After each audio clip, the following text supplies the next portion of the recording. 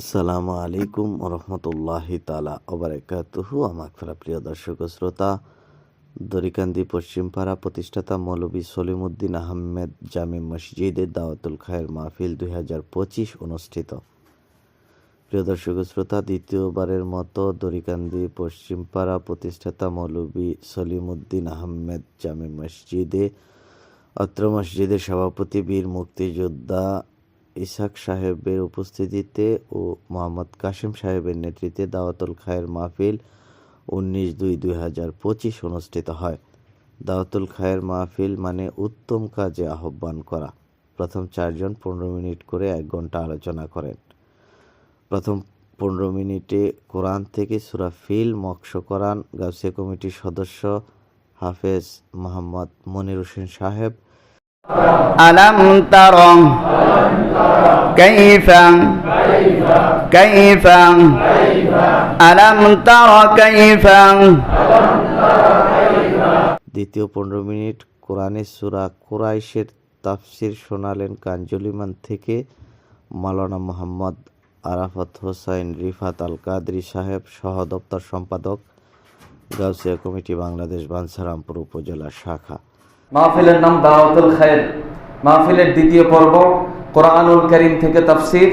আমি মনস্থ করেছি আজকে কালামে পাকের 106 নম্বর সূরা, আপনাদের সকলের জানা এবং সকলের মুখস্থ আছে। সূরা ফিলের পরে সূরা কুরাইশ, এই সূরা কুরাইশ নিয়ে আমি কিছু কথাবার্তা বলবো। আল্লাহ যেন আমাকে কালিমাতুল হক বলার তৌফিক দান করেন। সকলেই বলুন আল্লাহুম্মা আমিন। তৃতীয় 15 মিনিটে দারসে হাদিস ইমাম বাইহাক্কির সোয়াবুল ইমান ও তিরমিজি থেকে আলোচনা করেন মাওলানা মুফতি ইব্রাহিম খলিল আল কাদরি সাহেব, দাওয়াতুল খায়ের সম্পাদক, গাউসিয়া কমিটি বাংলাদেশ, বাঞ্ছারামপুর উপজেলা শাখা। সম্মানিত উপস্থিতি, দাওয়াতুল খায়ের তৃতীয় পর্বে এখন আমি পবিত্র দরসে হাদিস পরিবেশন করব। মোহাম্মদ ইব্রাহিম খলিল, দাওয়াতুল খায়ের সম্পাদক, গাউসিয়া কমিটি বাংলাদেশ, বাঞ্ছারামপুর উপজেলা শাখা। আল্লাহ নবী রাহমাতুল্লিল আলামিন হযরতে আনাস ইবনে মালিক রাদিয়াল্লাহু তাআলা আনহুর জন্য দোয়া করেছিলেন, আল্লাহুম্মা আকসির মালাহু ওয়া ওয়ালাদাহু। হে আল্লাহ, তুমি আমার খাদেম আনাসকে ধন সম্পদ এবং সন্তান বাড়িয়ে দাও। বলেন না সুবহানাল্লাহ।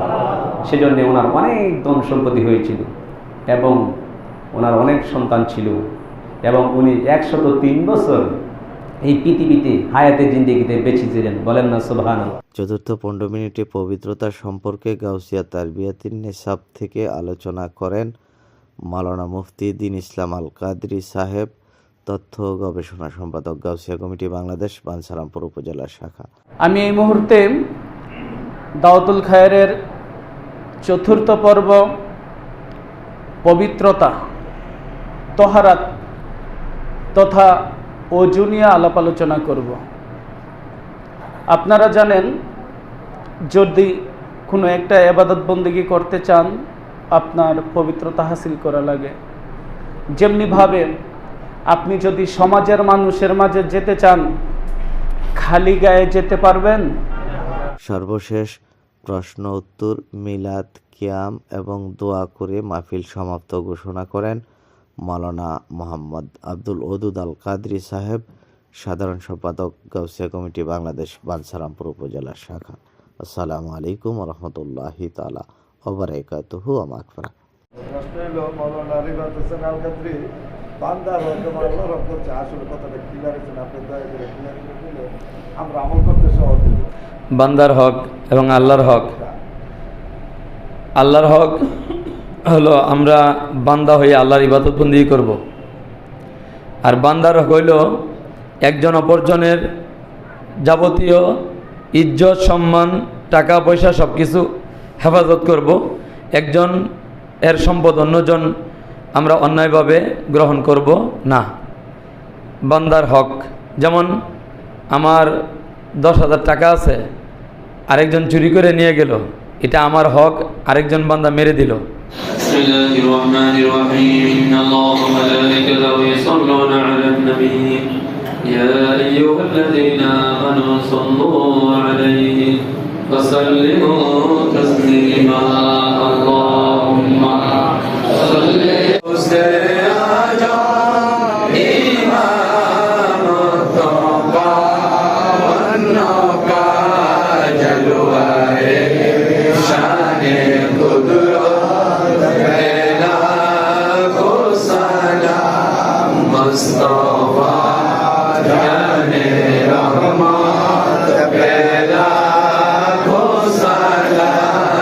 شرمها